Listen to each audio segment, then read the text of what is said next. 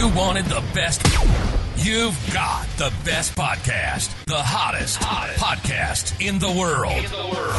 The Chris Voss Show, the preeminent podcast with guests so smart you may experience serious brain bleed. The CEOs, authors, thought leaders, visionaries, and motivators.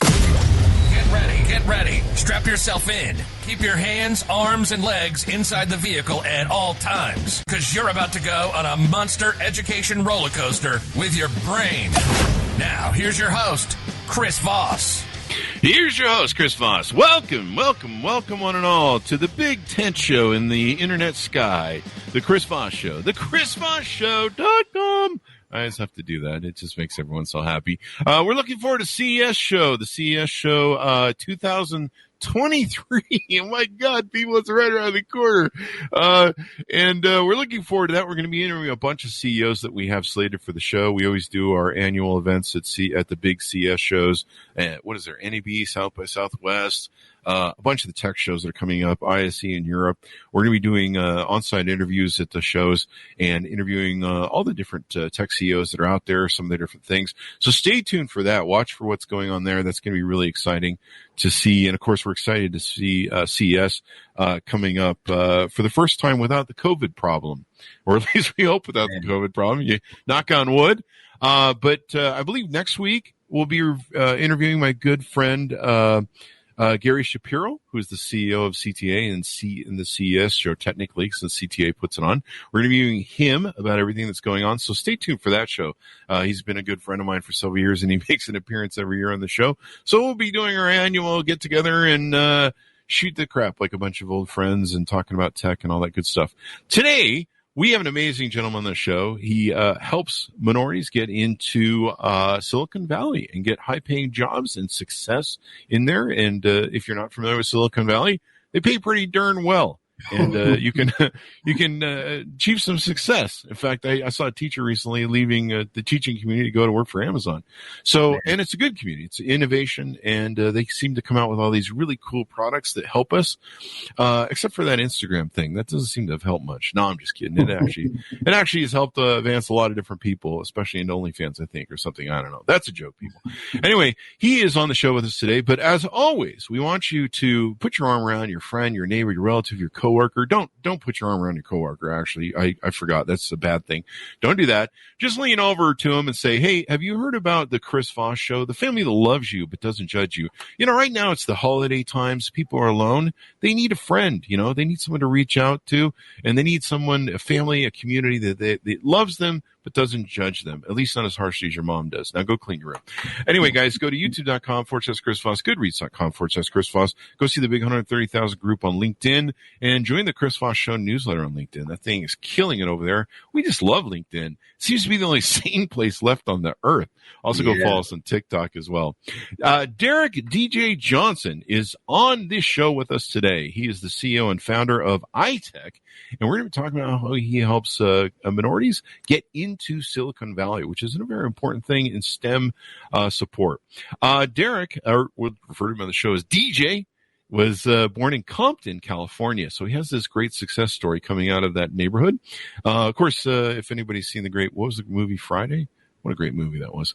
A graduate of McPherson College and Georgetown University, DJ has worked in technology for over a decade.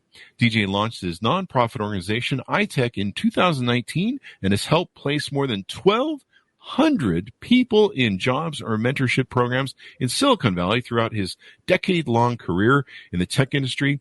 He's received over 1,000 rejection emails from companies in Silicon Valley. So this is going to be a great discussion from somebody who's seen it all. This motivated to think about the future plight of the younger generation in tech. He opted to prepare them to be accepted in the growing industry. Since the establishment of ITech, Johnson has donated more than 500 computers in hopes that his donations will make a difference for many individuals aspiring to become tech leaders. DJ's work has been featured in some of the top media outlets in the country, including San Francisco Post, the Silicon Valley Review, and the New York Weekly. Welcome to the show, DJ. How are you? I'm good, Chris, man. Thanks for having me, man. I get a lot of requests to do things like this, but I turn most of them down. So something about your podcast definitely gravitated me this way. So I'm excited to be on and share my story with you guys today. And we're excited and honored to have you on. We're the cool show. We're also a fun show, and we're an educational show. So welcome, Joe. Give us your .coms or wherever you want people to find you, get to know you better on those interwebs in the sky. Yeah, I got my LinkedIn profile. I definitely could drop that in the chat. Darrick DJ Johnson on LinkedIn.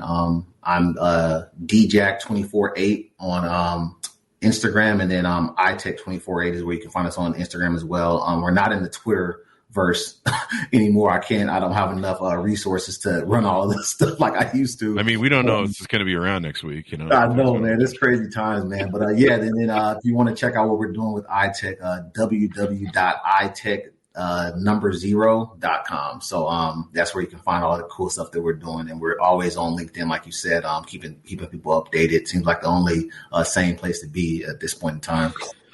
Yeah, it's the only same place to be, and then I don't have thirst traps coming at me like TikTok and Instagram where my head's just dodging. I'm like, can I see something that makes me smarter? It's a different time. It's kind of funny. I've seen a lot of people coming back to LinkedIn. So let's talk about you. You grew up in Compton. Let's talk about what that's like and how that shaped you. Yeah, grew up in Compton, California. Me, my mom, my two sisters. I was fortunate enough to move to Arizona with my dad later in my life. Right before I went into middle school. But, thinking about those years with me, my mom and my sisters, my mom was a school teacher, worked two jobs. I think that's probably where I get most of my work ethic from. Is from her, just kind of seeing her work those two jobs and never once complaining. A lot of troubled things that was going on back in the day when I used to stay out there. Education was not a top priority, oddly enough, because my mom's working two jobs. My sisters obviously wanted to go outside and play. So funny enough, I always tell people this story. They're like, man, I can't believe you graduated from Georgetown and you work at Microsoft. I was like, it's funny. I say the same thing because I didn't learn how to read until I was 11 years old. Really? I didn't know how to read and write until I was 11 years old. So, it's just one of those things that, again, I feel like, my mom, she definitely did as best she could. But, kudos to her. And I always tell her, I was like, I don't know if I could have done that as a parent, like knowing like, hey, I don't have everything you need for the person you need to become. So I'm going to let you go and live with your father and have that long-term, like long distance relationship that we had to cultivate. So definitely interesting times. And I always think back to LA as home. And it's one of those things that's like, no matter, where I go, I always think like, if I can come out of that, then I can come out of almost anything. I know that's the beauty is your success story. You've come out of, a lot of people come out of these areas or areas that are blighted and as people struggle income wise and with a lot of other things that go on in those communities. What kept you from going down, like say the gang road or getting involved in some of the bad stuff that probably was around you at the time? Man, honestly, I can't say that I wasn't involved, and it was never in the depth that it was to the point to where I'm away in prison or anything like that, or more likely dead. But I remember something that my first grade teacher told me. She said you'll be lucky if you even get a job at 7-Eleven. She's like, you're probably gonna be in jail or dead before you're 21. 33 today, doing some pretty great things. So I'm forever grateful and humble, but. Also, I shouted out my mom. I got to be a testament to my pops, man. He was like, hey, you need to come live with me. I'm going to teach you how to be a man. And probably sports, man. Football definitely changed my life forever. Like even with all the stuff going on with like CTE injuries and things like that. I've had neck surgeries, but I wouldn't change it for a world, man. Like football definitely made me a different person. And all the stuff that I do great today, discipline, being on time, being a great teammate, helping in my community. Putting others first, that all came from football. So, that was a testament to my dad just taking me in and pretty much showing me the way because, he grew up in California. He didn't want the same life that he led for me. So, he stepped up to the plate as a father should do and took me in and put me on the right path. The odds, what your teacher spoke to, the odds of coming out of these communities that are marginalized is hard. We had the Fire Is Upon Us author Nicholas Picola on the show, and we were talking. And he wrote a famous book about James Baldwin and William F. Buckley, that famous debate that just Baldwin just crushes him on the debate, if you've seen that. And he mentioned to me during the show something that really haunted me and stuck with me. He said, when I was growing up, I read at, like, I think it was 11 or 5, very early on in his childhood. He read that 1 out of 3, if 1 out of 3 males in a family, 1 out of 3 will end up in prison, just like guaranteed. And he goes, do you know what it's like to grow up thinking which one of the 3 of us is going to be? He had 3 brothers, or 2 brothers in him. So he was looking from a very early impressionable age going, which one of us is going to prison? Is it me? Is it going to be one of his? And the numbers did bear out. One of his brothers ended up in prison and got involved with some bad stuff. So, but having to live with that perception is depressing. It can be depressing. I would be depressed over it. Living with it going, holy fuck, the odds are really fucking stacked against me. And then saying, someone telling you the best you can do is end up at 7-Eleven. What do you feel helped you kind of get a vision out of shooting out of that? Was it your father's influence, or was there some, probably father and mother's influence? But it's funny you say like depressing, right? There's a quote, and I want to make sure I give the person the right credit. I want to say it was Fred Taylor, but he said exposure leads to expansion, right? So when I was living in that situation, that's all I knew. So it was just norm, right? Like, you don't think, oh, there's nothing wrong with this, but then when you finally kind of get out of it, it's like, man, that's not how, people should be living, And obviously, like, my mother kept us safe from everything as best she could, but there's certain stuff that you see it at a young age being in that area because that's just where, things go on at. But yeah, man, I think, like, obviously, like my dad, man, I remember when I first moved with him, it was definitely a culture shock. And it's like funny because it's, for the longest time, I was like, man, my dad, he must hate me, man. Like, because I'm cutting the grass, I'm mopping floors, I'm cleaning up. And it's like, why do I have to do everything this way? And like, why does it have to be done at, 6, 7 a.m. on a weekend? Like, you know what I mean? It's like, why? Like, what is the point of all this? And again, I think he was like, he was grooming me to become a man of purpose, like, a person of good character, doing things that people don't necessarily see, but, that's ultimately what builds like leaders, right? Things that are done in the dark. So, making sure that I was, doing things the right way. And I think, he kind of always told me, he's like, hey man, like, I think you can be definitely way better than me. I've done a lot of bad in my life. He's like, but I want to make sure that one thing that I do get right is you. So, you're probably going to hate me a lot of times, but just know I'm doing all this for your best benefit. Put me into sports, and I was really reluctant to do that. But, he made me stick with it. And, a few scholarships later, some championships, Hall of Fame now in my college, had a chance to go play football internationally. I'm better for it, man. So I definitely thank the stars every night. And I kind of sit up in bed, like 3 friends back in Los Angeles they're both dead now. Wow.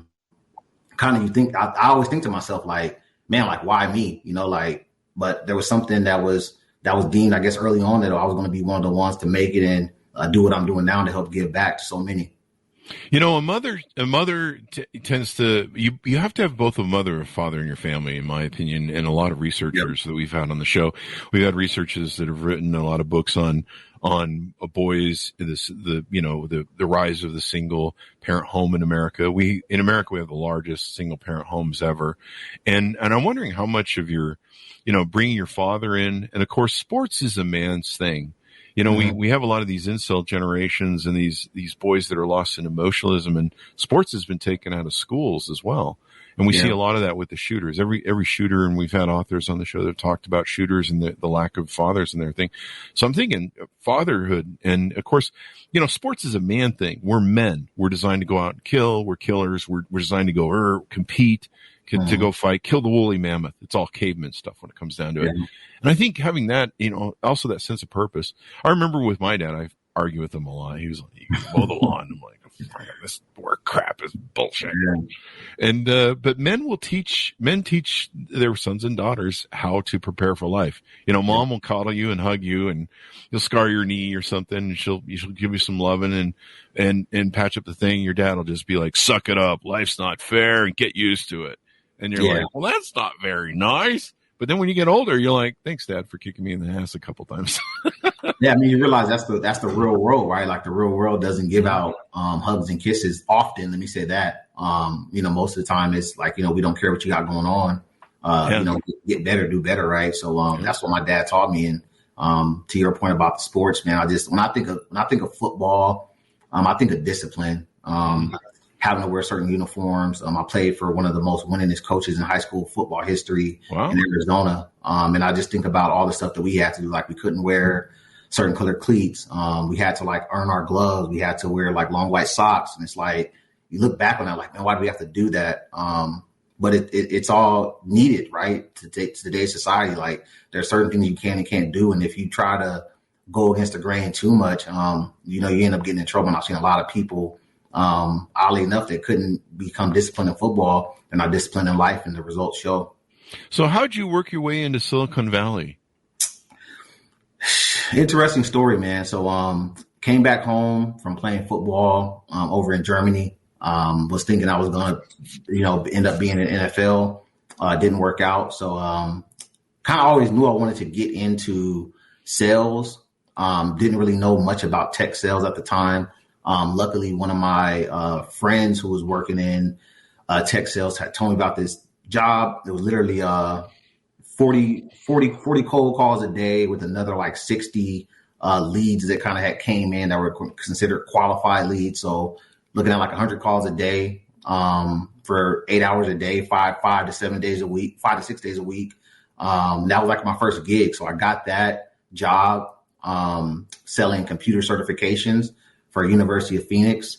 And I parlayed that skill into working at Dell Computers, where I worked there for almost 5 years. Took a break for a little bit, then jumped back into Silicon Valley right around 2019 is when I came back in. But definitely was one of those things where I think I was fortunate enough because I went to school for business. I literally just Googled search one day. I said, what's the best highest paying sales careers? And I think pharmaceutical sales popped up. And then tech sales was the second one. But only reason I didn't do pharmaceutical sales is most of those guys have to go into operating rooms to test out products, and I didn't want to do it on their blood. I'm the same way, man. You give me too much blood, even like a horror movie. And you got to be around doctors all day. And it's like, you got to be out. Like, God bless. There's people that aren't like us that can look at blood all day and they can scientifically approach it. So when do you go through the 1,000 rejections or 1,000 interviews of trying to get a job in this field, or how did the 1,000 interviews play out? Yeah, it's interesting, man. That story, like I always tell everybody that my brother's probably the only one who knows about that, like part of my life. So I was working in tech, working over at Dell Computers.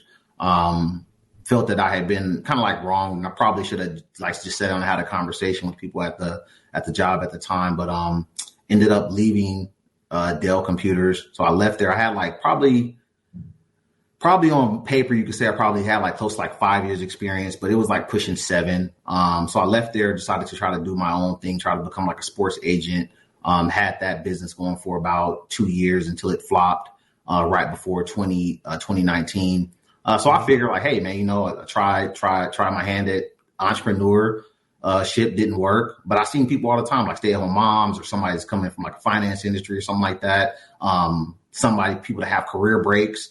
Which I've never seen somebody do before, and they come back and get a job, right? It's like, you know, no big deal. So kind of how tech sales works is like, you know, you have like your inside sales, and you got like your hybrid, which is like inside, outside, and you got like your field representatives, who's like the top of the level, right? So I was thinking like, hey, well, I know for a fact I'm probably overqualified for inside sales, which I knew to be true. But then people kept telling me like, oh, well, you're not qualified enough to do hybrid, and you're definitely not qualified enough to be an outside sales rep. And I remember telling them, I'm like, hey, I'm more than willing to come back in and do inside sales. Like, you know, not a problem. Like, I feel like I'm definitely qualified. Had a lot of deals under my belt. Had a pretty good story. Had a good understanding of the tech industry. But yeah, I got rejected, man, like literally like 1,000 times. And to the point to where I had to, the only reason that I ended up getting back into Silicon Valley is a crazy story too. So, I ended up taking a job at Apple. Apple has like these seasonal roles to where you can be they call them like Apple consultants, but they're pretty much just like, it's like a glorified sales rep, right? Like you come in trying to buy a new Apple phone, all that kind of stuff, right? So I ended up taking an internship. I was 30 years old at the time, working with 19-year-olds. Chris, it was like the craziest thing. So like the old guy in the room, like they're talking about partying after work. I'm like, man, I gotta go home and go to sleep. I gotta go home and go to bed. That's where I'm at. And I was also like in my MBA program at the time too. So I'm like, I got homework to do, right? So oddly enough, man, like I ended up doing that for almost like a year. Actually probably like 7 months. Did that for 6-7 months. Was still kind of interviewing, ended up like bumping into somebody that was working at a company in Silicon Valley, gave me a business card, ended up getting a job with them. And I mean, luckily I was working that job at Apple because if I was working that job at Apple and didn't want to like, go to the bottom of the industry, I probably wouldn't be sitting in this chair today because like for some reason, nobody was hiring me at all. Like it was the craziest thing ever. And everyone told me that, I would need a master's degree in order to get a role with them. And I already had my bachelor's plus, you could say 5 years experience, but no one would hire me. Wow. So did you experience a lot of what you feel discrimination as a minority?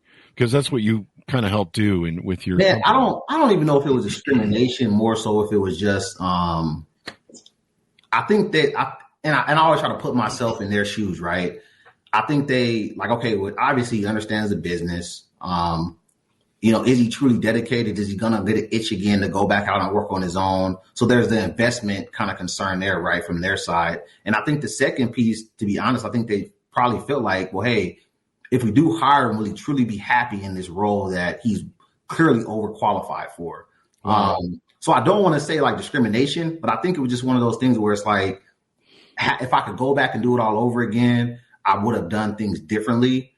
Because again, like now I know those hurdles that I had to overcome. And that's something that I always kind of talk to the people that I mentor about is like, hey, let's kind of think about this long term, right? Let's not think about the next 24 hours. Let's think about the next 24 months, how this decision is going to affect you. And if you're okay with the consequences, then great. But last thing I want is for people to be having to sleep in their car, donate blood, donate plasma, to get by or, driving Postmates. I was like, there's no need for you to do that. I've already done that. So let's really get strategic with how we're going to approach this thing. There you go. So you spent 10 years in Silicon Valley. What's the proponent? You're working for these different companies. You work for Microsoft technically now. Mm-hmm. You do both. Yep. We'll talk about what that means. What gave you the proponent to want to start being a STEM advocate with your company, ITech?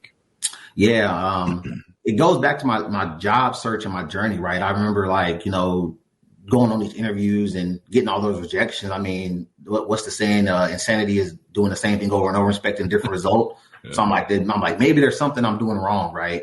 And I don't want to say like no one helped me, but the advice I got was very odd advice. Like I remember I met with one lady and she was like, well, maybe you shouldn't go by DJ. Maybe you should go by Darrick. Like maybe that's like turning recruiters off. And I'm like, I see people with AJ all the time. Or like, my initials is what's stopping people from hiring me. Got told to cut my hair. Like, hey, like, yeah, you might want to, cut your hair. Like it's, it's giving off, Freemason vibes. All kind of like just crazy, outrageous stuff. Or the worst of the ones where, you reach out to somebody. They read it and never respond. And oddly enough, they reach out a few years later. Oh, we want to work with your company to help. It's like, dude, I reached out to you 3 years ago and you didn't respond. Now you want me to help you because you see I'm in a position to do so. Like, things don't work that way. So for me, it was just one of those things. I was like, if I get in a position to help, I told my mother, I made a promise for her. I said, if I can get back in to technology and do it the right way, I said, I'm going to help as many people as I can, not ever have to go through what I went through because it was a battle, man. And I think if I wasn't strong enough, I know a lot of people that probably would have broke for sure. Yeah. I think it's great that you've taken your experience and your success and all the hard work you've put into it and then parlayed it into this company to help other people do that and get into that. One thing I will fall back on what you said, is that there has been studies shown, and probably, I think, books written. I can't think of any we had on the show, but I know there's been studies that have said that different names on resumes sometimes will trigger discrimination, racism, things of that nature, where people go, we know who this person is based upon the names that are on their thing. And so there is that a factor in the thing. I don't know if it applied to you, but, it's something we need to understand and overcome and realize that, those prejudices are in the system. They need to be removed. So you take your company, and I think what's really great is you partnered with Microsoft, you partnered with Google, you're working on a few other things we'll talk about. But what you're doing is you're creating a community, you're creating a way, an e-learning information registration base, where you can help people get into Silicon Valley and get into these better jobs in Silicon Valley. Talk to us about that and give us a kind of an overview of what iTech is and how it works. Yeah. So, something that I kind of noticed early on in my career, like coming back to the cloud, is most of the people that look like myself, like they might have had a bachelor's degree. Some were like going for their master's degree, but then they weren't really like certified, right? So just like a car technician, right? Like if they're working on a car, you want to make sure that they're actually certified to do the work, regardless if they're in the industry or not. So I kind of noticed, I was like, well, man, like if they're going for these certifications and it's really important and that's something that you need to bring into the space, I was like, how cool would it be if I just like partner up with some of these companies to help people get certified on their product, right? So it kind of kills two birds with one stone. One, it kills I'm not technically ready, or I'm not technical enough. But then the second piece was like, it was actually helping, like, hey, well, I got a pipeline of minorities that they want to get into technology, but they know nothing about Google Cloud. They know nothing about Azure. They know nothing about AWS Cloud. So, or Amazon Web Services. So it was kind of like partnering with those companies to get creative around like, hey, how do I help you solve your diversity problem? But along with like pretty much introducing people that were looking to get into tech that weren't necessarily programmers or engineers to get into some of those non-traditional tech roles, whether it be a project manager, like myself, tech sales, maybe business operations. All that stuff is needed. But when you have that certification, it kind of mitigates any of that concern around, well, are they actually interested? Because those certs take you anywhere between a month, maybe 2 months to actually get and to actually retain that information. To be able to speak to it is really important. So that's kind of how iTech was ultimately formed. That's awesome. So, to me, that makes sense, because if you're trained on that particular product's thing, people can go, oh, well, they know us. They know how our stuff works. Yep. On your website, it says e-learning information, and then a note here about 200 plus games. Tell us about that. Yeah. So, got approached by a teacher. She saw what I was doing. And she asked me, she said, hey, like, some of my kids, obviously the inner city, she was like, they only have access to the computer here at school. She was like, I don't know if you ever thought about, having a part of your organization that solely focuses on, early STEM development. And that's how the e-learning game platform kind of came about. So, started to donate computers. One of my people that I work with was like, man, how cool would it be if you could literally have it to where every time you give away a computer, you're also introducing them to, coding and learning at an early age. So, sat down with a few developers, talked with some people over at Roblox, Minecraft, Angry Birds, and I was like, hey, like, what would this even look like if you wanted to, embed gaming with coding? Like, is that something that can be done? Ended up securing the licenses and literally built a platform that runs on the cloud, that kids can access the platform and learn how to game, all from ages 8 all the way up to age 17 is what the platform is actually marketed and tailored for. So, as they start at the beginning phases, they can literally migrate through the entire platform, throughout their entire youth, pretty much career, and, develop skills needed to either go into computer science or just to get exposed to technology to say like, hey, this might be something I want to do. Maybe I want to build a game one day, and I'll have that knowledge base to do so because of the platform that we built out. The one thing I learned in my community or my companies is there is no there is no one person who has all the great ideas, because as a CEO, I tapped out early on. I didn't actually, but no, our rule around the offices were the only, whoever's got a good idea, throw it forth. We're open to listening. We don't discourage bad ideas, but there's so many brilliant people that can come from so many different ways, and you never know. And sometimes they come out of communities that are marginalized and everything else. The CEO of Google grew up, was born, raised, growing up on a dirt floor, sleeping on a dirt floor in India. Steve Jobs was the son of an immigrant, from Syria, I believe, if I recall rightly. And you look at so many different stories, Mark Zuckerberg was a guy, sleeping on his parents' basement in the dormitory, just trying to get laid and created Facebook, where he stole it from the Winklevoss twins. I don't know. I'm just Georgian jokes here, Zuck. Don't sue me. These, and the other point I'm trying to move into in my weird ass segue that's joking around is a lot of these guys that got successful in Silicon Valley, a lot of times very early on, they were exposed to this language. And we've all learned that I don't know that we all learned, but I'll just make the assumption, to make my point. see how that works. Stop segueing, Chris, already. But, learning language at a very early age is really important, because once you become adult, you become kind of fixed in your ways. I've tried to learn coding. It's really hard to do at 30 or 40. Yeah. I think I was 40 when I tried to do it. I love my coder friends. I love my Silicon Valley friends, but man, that stuff is hard. It's a language, and there's multiple languages, variations, all the different stuff that's out there. But they found that the best time to learn this, to teach this sort of language for coding, is at a very early age. And I was exposed to the Commodore 64. That's how old I am. And we would type in these codes that we get from magazine and try, we type in the word for word coding they give us and try and make the games work. And you're right, that gaming, playing games when you're young, because you like to have fun, but you're also like, hey, why does this work? And how does it work? And so capturing, like you say, those people at that young age, that's very impressionable, where they can learn coding and they can is a great conduit for Silicon Valley to tap into. Yeah, and I think that's why companies like Microsoft find a partnership valuable with ITech, right along with Google and a few others that we work with. My thing is, I think one thing that I have to tip my hat off to Silicon Valley for is they've never been conservative.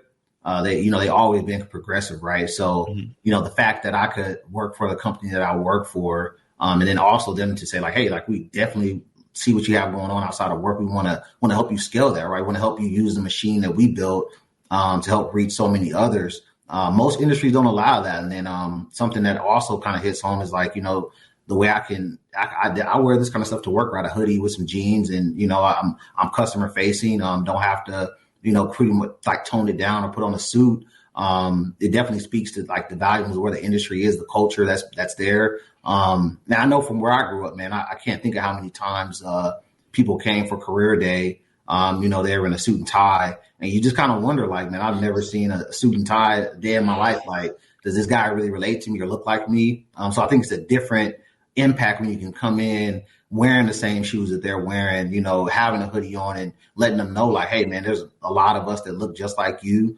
that are doing some great things, and you don't have to, dribble a basketball or have a microphone to have an impact or to have, option to create generational wealth, right? There's that option there that's in Silicon Valley. There's a long-term plan, and I'm walking proof and testament to that. There, I learned this a long time ago. I wrote about my book. One of my early CEO mentors, my last CEO mentor that I worked for before I fully went to work successfully and built multi-million-dollar companies. He would show up to work in shorts and flip-flops, and he was a big fat guy like me, and he would always have like a little drop of food going down his thing. And he had a president who was the the suit guy who would meet and deal with all the important crap you got to deal with in the banks and stuff. But I said to him one day, I go, hey man, and this is the 90s. I go, hey man, why I'm wearing a suit, fitting in, and I was young, and why do you don't dress like normal CEOs? And he goes, Chris, I work 12, 14, 16, 18 hours a day because, you know, he was running an $800 million company. Wow. And, he goes, I can work longer hours. He goes, I'm more in a mental state where I'm relaxed. And if I wear a suit, I feel really stuffy and I feel really formed and I feel really rigid. And he goes, have you seen my accountant, my CFO? He goes, he wears a suit and he's really rigid. He's on his fifth bypass. Man. And so after that, I started wearing shorts and flip flops. And my boss, my employees would be, how come you don't you don't have to wear a suit all the time? And I'm like, oh, it's Boss Appreciation Day. And they go, but you don't wear a suit every day. And I go, every day is Boss Appreciation Day. I wasn't that narcissistic, but I kind of was. But no, I like how at least Silicon Valley and stuff has kind of normalized this acceptance where the value of someone's mind, the value of someone's work, the value of someone as a whole is not based upon IBM's, old model that they used to have. Everyone has to wear a black suit, a black tie, and a black hat. Yeah. That 50s model that used to be a thing. And then somebody was like, hey, we should have colors. And people were like, well, that's heresy, but thank God they did. Cause God, what a boring life, that black and white world. So you guys do e-learning information. And how does that work? Is it funded or supported by or given some sort of financing from the companies you're working with? Is there cost to it? How's the e-learning work? Yeah, so we got resources from Microsoft and Google that were able to kind of help us build out the platform on the cloud. Thankfully enough, but honestly, man, like most of the stuff that we did for the e-learning platform came in via donations. So, we got a good support system. Nice. We do a lot of marketing on Instagram, Facebook and things like that. So we got a good chunk of money to build out the platform. I think it cost us close to $30,000 to build it out. And the nice thing is, so I kind of did some market research in order for us to kind of keep it up and maintain it. A typical coding class costs anywhere between $300 to $500 per month. Our class literally only costs, the platform, it costs $100 for the entire year. And that $100 goes back into us building and monetizing and software upgrades and things like that, making the platform better for the user. So one-time fee, once you pay that $100, you have access to it for an entire year. And like I said, as we continue to upgrade, modify it, you'll have to pay again, but it's just $100 for the entire year. It doesn't cost you $500 per month to have access to the platform and learn. And it's done virtually as well. And let's say I'm a parent right now of a young kid. How young would you advise, getting into some of these things? I'm looking over the Microsoft, and you got Google Cloud certification. There's all the Microsoft certifications: AI engineer, app maker, business user, developer, data scientist. There's all the different Microsoft certifications that are important, I'm sure, to learning to get in their thing. The Azure fundamentals. How young would you, if you're a parent out there listening, should I get my kid into this? How young is the target there that you would say? That's funny you asked, Chris. I saw a post on LinkedIn the other day. I saw a kid, I want to say she was 10 years old. Yeah. 10 years old. She already had her AZ 700, which is like pretty much like a few levels above beginner knowledge.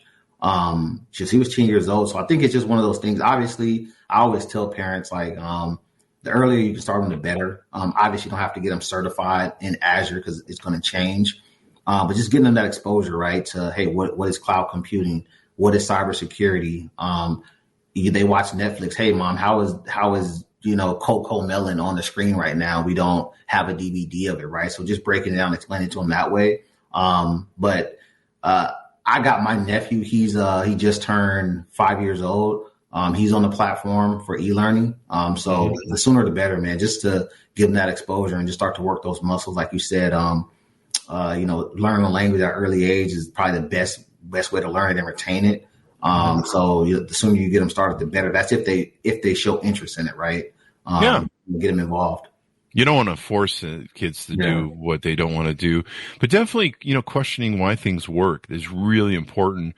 I was just Googling here, according to scientificamerican.com, they said the great time to learn language for children is before the age of 10. Mm-hmm. And I know a lot of prodigies, and I think Mark Zuckerberg started coding at a very early age. It seems like a lot of people were very successful. I mean, great guitarists, Jimi Hendrix and stuff started playing guitar at 10 or 11, 8, 9. It seems to be that there's a real shaping of your life at that point and what you're into. But yeah, one of my friends started coding at an early age. I think around 18, 17, 16, he developed a specialized email program that was award-winning and so unique that he literally got a call from Steve Jobs and Apple saying, he got written up in the newspaper, and they literally called him in Indiana and says, we want you to work for us. And he was like a prodigy. Yeah. And this is what I was saying before. Anybody can have the best idea in the world. There's no monopoly on having great ideas. It could be the person who's an immigrant, a person who comes from a minority community. Any human being has that potential inside of them, but they also need to have, there needs to be seeded that basis of knowledge or given some support. That gentleman I spoke about from Indiana went on to be one of the small team that built the iPhone. And we all know how that turned out. Yeah. So, a crappy subpar phone that's Android's better than. Anyway, I'm just doing the jokes around here. Look, that everybody uses, right? It went from the crappy iPhone to iPhone 15 that's coming out here in the next few months, right? There you go. I mean, you used to work at Apple. I'll have to tell you an Apple story. You may know of Andy's Grignon's story, but I'll have to tell you maybe off the thing. If you go see a movie, he'll tell you about the fuck chop designation that Steve Jobs gave him. But moving on, let's dig in a little bit more into your website, what you do. But I like this. There's so many different certifications of Microsoft that you have, and it just makes sense that if they learn these basic things, they can get into it. And as a parent, I told my I don't have kids. I can only afford dogs. I told my brother with his kids when they were about 8, 9, I said, you should get them into Silicon Valley and STEM stuff and get them into that learning. One of the things you have on your website, you talk about an NFT drop. Talk to us about what's behind that or what's going on with that. Yeah, so we actually have partnered up, oddly enough, with Coinbase around building like an NFT. So the premise there was going to be for us to pretty much give away, I think it was 100 NFTs. Pretty much going like a luck of the draw to pretty much get college students exposure to the NFT like blockchain space, right? Obviously it was like really new, super trendy, still a thing, but I kind of had backed off of it. We're still kind of going back and forth. We actually want to roll it out still, but it was literally going to be a pretty much like a contest of people put their names in the hats and we're going to choose and select people that won out of 100 students. And pretty much teach them in a partnership with Coinbase around blockchain and hopefully ultimately help them get jobs, right? Because most of that stuff that we have that we market towards is for like recent college graduates, maybe like a mid-career professional looking to make a pivot into technology. So something that we're looking at in the NFT space is like, man, how cool would it be if someone was to kind of get this digital asset aside from the monetary value, but actually being able to learn and get some skill sets to when they're done with school, they can go into a career path. But the thing with NFT space, with it being where it is right now, crypto kind of being all over the place, we've kind of like pulled the reins back. I have to figure something out though, because we did get a Microsoft Surface Pro 8 and an Xbox that's going to be raffled off as well as a part of the NFT giveaway. So I got to figure something out what I'm going to do with that soon, but definitely more to come on that as well. I love the idea of giving away computers and trying to get more of marginalized communities and people computers early. I mean, in the internet, and there's just so much you can learn, and being exposed to that world, of course, will keep you out of, joining gangs or getting involved in other things that sometimes are in those communities, sadly.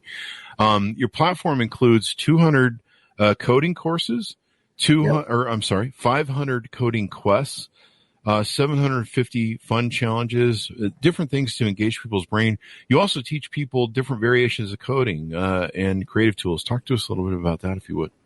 Yeah, so that was something that we were kind of like looking at. So we were kind of like tempted. We're like, hey, like if I'm a kid that's in maybe college and maybe I'm going through it's my sophomore year and they're talking about internships and things that I want to get interested in. Like, obviously I don't want to go back and have to redo classes because I'm not on track to get a computer science degree. what's the easiest way we can do something without having to go to a coding boot camp? It's going to cost anywhere between $5,000 to $10,000. Wow. So we were like, hey, well, I was like, why don't we just build in something to the e-learning platform to where some of these recent college graduates or people that are getting ready to graduate can start getting exposed to coding, because there's two different type of coders, right? Well, three different type of coders. Let me make sure I don't want to get murdered by Silicon Valley. So you have front end engineers, you have back end engineers, and you have what's called full stack developers, right? So a part of those code languages is 700 learning games.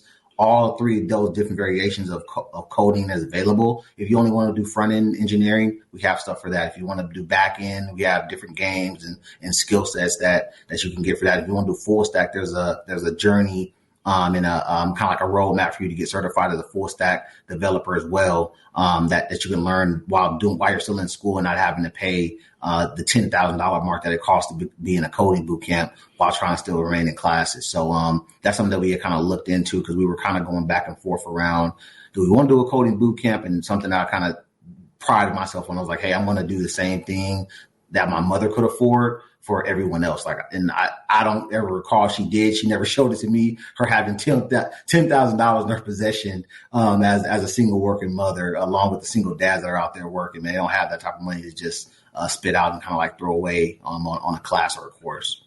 Yeah, being able to have access to education is really important. I mean, James Baldwin, the way he got out of the ghettos and things he grew up with, he would, steal away and go to libraries, and he would have to go into other neighborhoods to libraries. In fact, he was, I think, almost arrested, or he was harassed by the police and by librarians.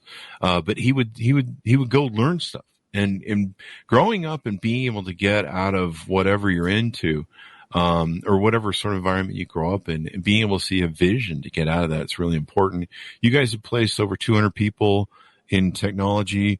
Over 500 students and career professionals are using your mentor numbers. And you've been able to help generate over $3 million in tech salaries for people of color.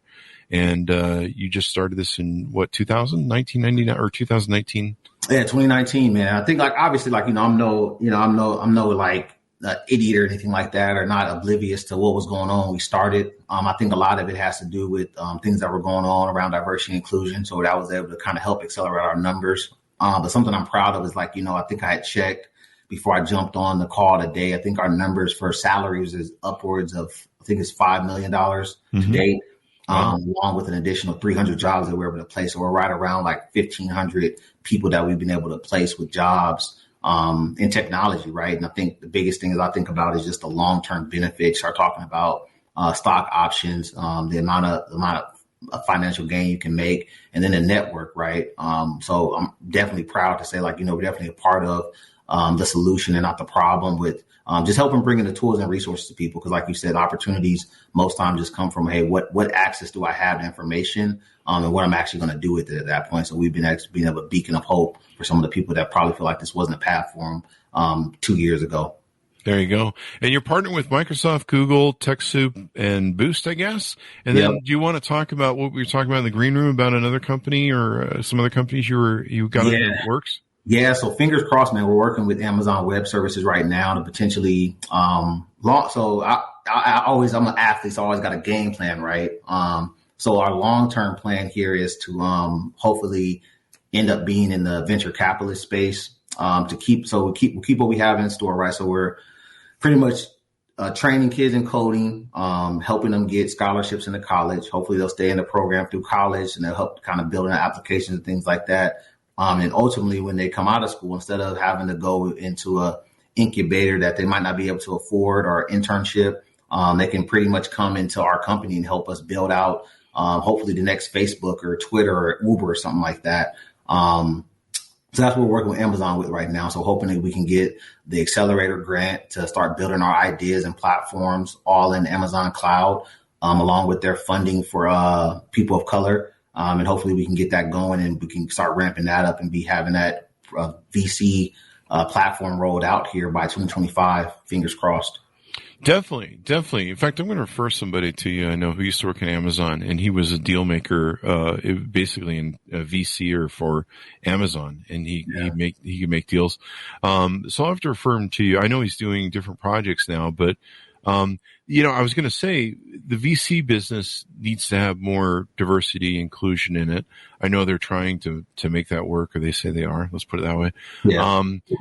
But they take a lot of interns on. There's a lot of people I know that go into that space, and then eventually work their way up to where they become deal makers who can sign deals and do deals.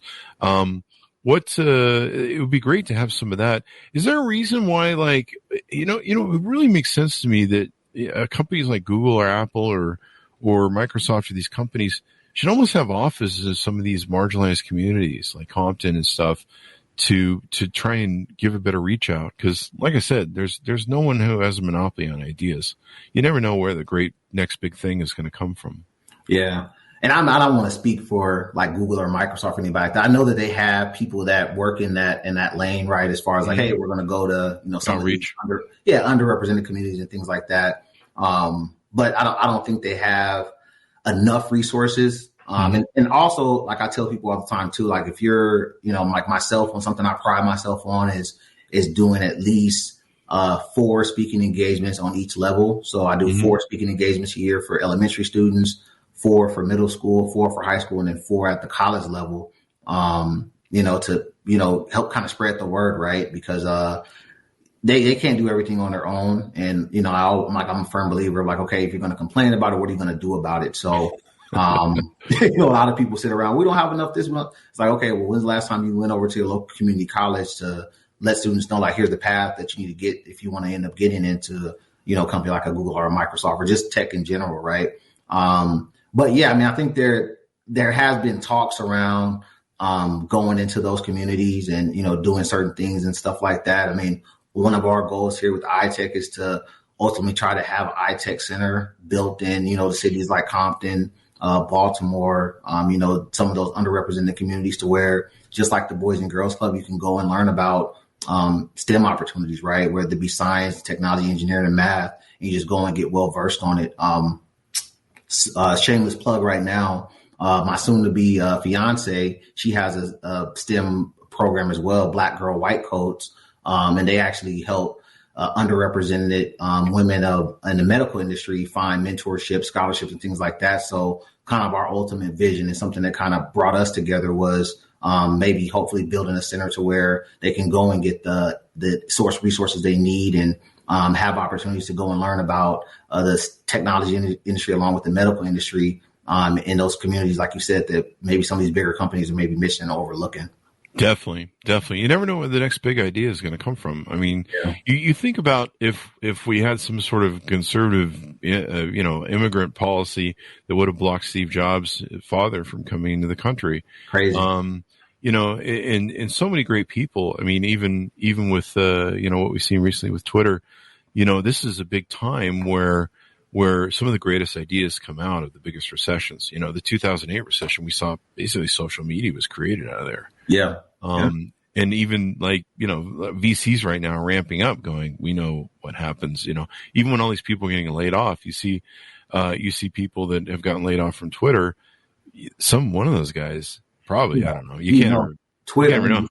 Between Twitter, Snapchat, there's another social media platform that had laid off some people. Between those 3 platforms alone, like somebody out of there is going to come out with the next big thing, idea. Right? Yeah. Crazy idea. And you just never know. And we're 10 years in. It seems like about every 10 years, I think there's some science to this or something from Stanford or Berkeley but about every 10 years, there's kind of the whole new thing that comes out. And so we're definitely needing for it, especially, so we'll see what happens with Elon Musk and Twitter. Those of you who are watching. But what makes me excited, especially about like what we're doing, right? Is I think about all those guys, like, you talked about the guy that helped Steve Jobs come up with his idea. Think about people that helped build Twitter. They all had that platform and that runway to make mistakes, right? Like, I feel like there's a different type of like knowledge you obtain when you're working with some of these bigger organizations. And sometimes, all it takes is that 5, maybe 10 year mark for you to kind of learn for what you need to do, get a little bit comfortable, have the financial backing, the network, And then, you're like, hey, man, if they're doing this, man, maybe I go build my own thing because I have the resources and financial backing to go do it versus trying to, get everything from the ground up. And ultimately it dies because you don't have the resources and network around you to do it. So that's something that I love about what we're doing as well, man, getting those people in those rooms where they need to be so they can start kind of thinking about that next great idea. And, hey, I worked for Microsoft for such and such years, but then I went off, created the next, iPhone or some crap like that, so it's really good there to have them in those rooms to get the opportunity and exposure. You just never know. No one's got a monopoly on ideas, but the person who comes up with the next big thing, or, it doesn't even have to be the next big thing. It can be one of the next big things, can change the world. I mean, You look at the impact that something can have, and it can be so huge, and no one has a monopoly on ideas. I learned that a long time ago because I ran out of them a long time ago. So this is great. I love that you're giving back, DJ. I love that you're helping your community. I'm loving that, to me, a rising tide lifts all boats. And so giving back is really important in people's success. It makes the world better, and lifting everybody makes everyone better, makes society better when it comes down to it. Anything more you want to touch on that we've kind of thrown in everything and gone over everything? Anything more that it might have missed or anything? No, man, everything. I think I covered everything. I am, I've been kind of holding it as a secret, but I am coming out with a book. I got approached by a book company. They want to pretty much like document my journey, about, my upbringing, and then just my journey into technology since it was so unique. So I'll be coming out with a book here soon. But yeah, other than that, man, I'm just excited about what's to come for ITech, what's to come for the tech space in general, and just happy to be able to be a service to others because pride myself on being a servant leader. So I'm happy to be doing what I'm doing. I'm glad you give it back, man. And the book will be awesome. I mean, you've got a great story coming through the journey that you went. And I'm sure your story will just get greater as time goes by. Thank you for coming on the show, DJ. We really appreciate it. Thanks for having me, Chris. I appreciate it. There you go. And give us the .com where people can reach out to you, maybe get their kids involved, et cetera, et cetera. Yep, www.itech0.com is where you can be reached at. There you guys. Share the stuff out, guys. Share the love. You can also donate at his website if you'd like to support the thing. If you're VCs and stuff, reach out to him and let's help this get going more. I mean, it's 2022. We should have computers for every kid in every damn school. Hey, man, I would love to partner with a VC firm, man. First come, we'll definitely be prideful to represent you, man. And man, we're looking for a strategic partnership with a VC firm. That would be phenomenal. Yeah, it's really disappointing this country can spend $8 trillion on wars that we don't win, but we can't put a computer and internet in every kid's home. Come on, man. Story for another day, man. Story for another day. There you go. Well, thank you very much, DJ, for coming on. Thanks, to be honest, for tuning in. Go to goodreads.com/Chris Voss. Go to youtube.com/Chris Voss. Our big LinkedIn groups and all the things we do over there, et cetera, et cetera. Thanks for tuning in. Be good to each other. Stay safe, and we'll see you guys next time. And that should have us out, DJ. Great story.